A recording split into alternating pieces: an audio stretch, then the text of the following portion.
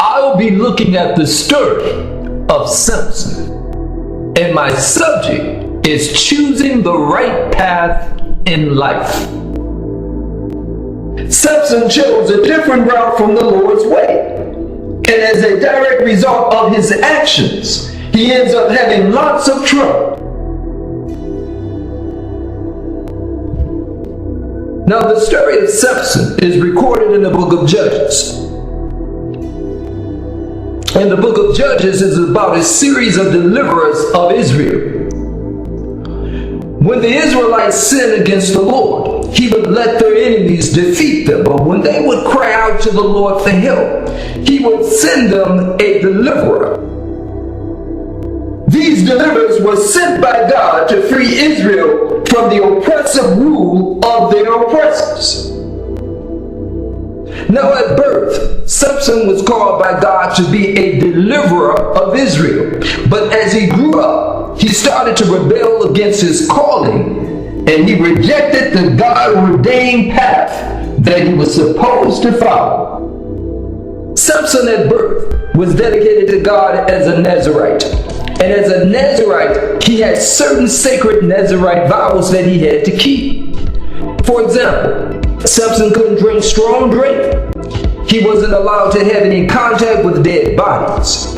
He couldn't eat any unclean foods. And one of the most important of his sacred Nazarite vows was he couldn't let his hair get cut. Now, Samson was known for having a tremendous amount of strength. And it's important here to note that it wasn't Samson's hair which had made him strong.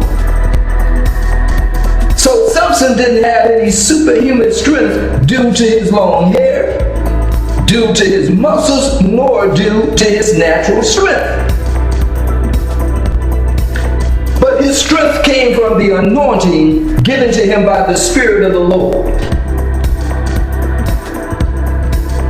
For example, before Samson would perform a great task, the Spirit of the Lord would mightily move upon him. And because of the anointing of the Spirit, he was able to take his bare hands and kill a lion.